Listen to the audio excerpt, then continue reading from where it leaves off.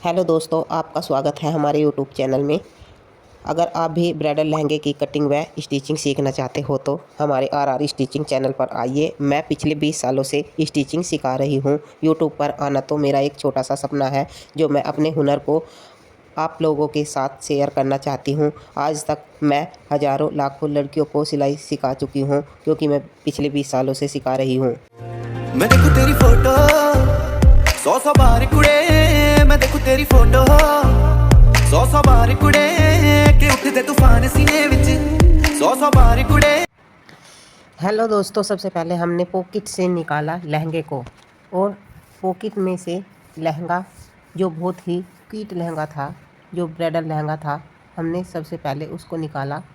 और उसके बाद हमारे पॉकेट से लहंगे से 2 दुपट्टे निकले। हमें तो पता भी नहीं था कि लहंगे में 2 दुपट्टे भी आते हैं, जिसमें एक नेट का दुपट्टा था और एक सैनिल का दुपट्टा था। नेट के दुपट्टे में ब्लाउज जुड़ा हुआ था, और उस नेट के दुपट्टे से ब्लाउज़ को अलग किया, और इसी कलर की लाइनिंग को लेकर हमने लाइनिंग पर निशान लगाना शुरू किया।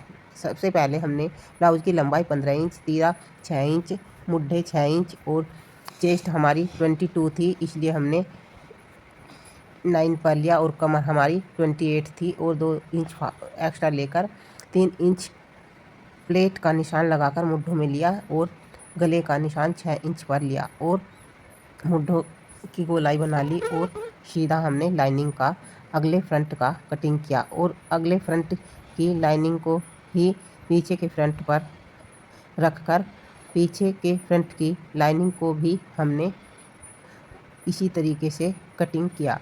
और फिर हमने लाइनिंग आस्तीन की लाइनिंग को भी मूढ़े से इस तरीके से मिलाकर उसको भी इस तरीके से कटिंग किया। और कटिंग करने के बाद हमने ब्लाउज के पीस को इस तरीके से बिछाया, और बिछाने के बाद उसके ऊपर से लाइनिंग बिछाकर अगले फ्रंट की कटिंग इस तरीके से कर दी। और हमारे अगले फ्रंट की लाइनिंग और ब्लाउज के पीस की कटिंग हो गई है, और हम इसको अलग रख देंगे। इसमें अगले फ्रंट में हम 2 पर्दे कटिंग करेंगे, और पिछले फ्रंट में बीच में लाइनिंग में निशान लगाकर इस तरीके से धरेंगे, और गला अपने अनुसार कटिंग करेंगे, क्योंकि इसमें गला बहुत बड़ा आता है, लेकिन हम छोटा गला ही कटिंग करेंगे जितने हमारा गले की कटिंग की इच्छा है। और इस तरीके से हम पीछे के फ्रंट को भी कटिंग कर देंगे, और कटिंग करने के बाद हम चुन्नट का निशान लगाकर अलग धर देंगे, और आस्तीन की लाइनिंग को इस तरीके से रखकर उसको भी कटिंग कर देंगे। और कटिंग करने के बाद हम इस तरीके से एक आस्तीन का कटिंग करेंगे, और फिर दूसरी लाइनिंग को धरकर आस्तीन पर उसको भी कटिंग कर देंगे। और हमारी दूसरी आस्तीन की लाइनिंग को रखकर दूसरी आस्तीन भी कटिंग हो गई है। और अब हम दोनों दुपट्टों को पॉकेट में रख देंगे, और इन्हें अलग रखकर रख देंगे। महीने पहला भी ना कोई खास बात थी तेरे में, इब रंग चढ़िया सा तेरे पे और लाली आगी चेहरे पे।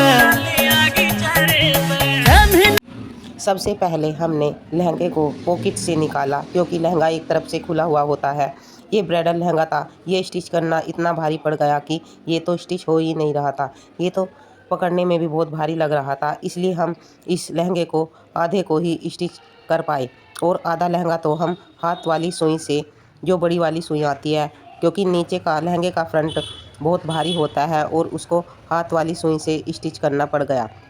और स्टिच करने के बाद हमने सबसे पहले ब्लाउज़ के गले को उल्टा धरकर स्टिच किया, और उस गले को इस तरीके से कटिंग किया।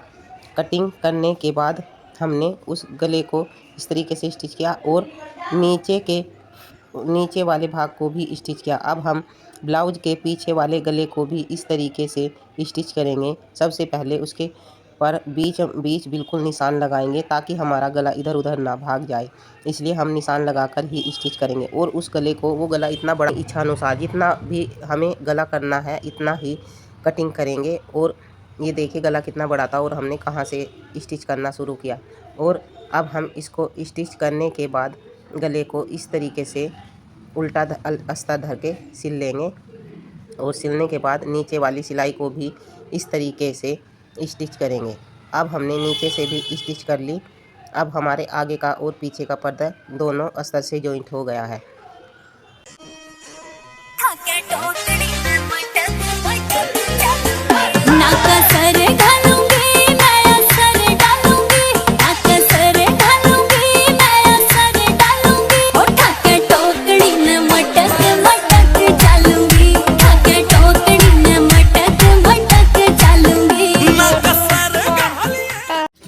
हेलो दोस्तों, इसकी आधी वीडियो आपको पार्ट नंबर 2 में देखने को मिलेगी।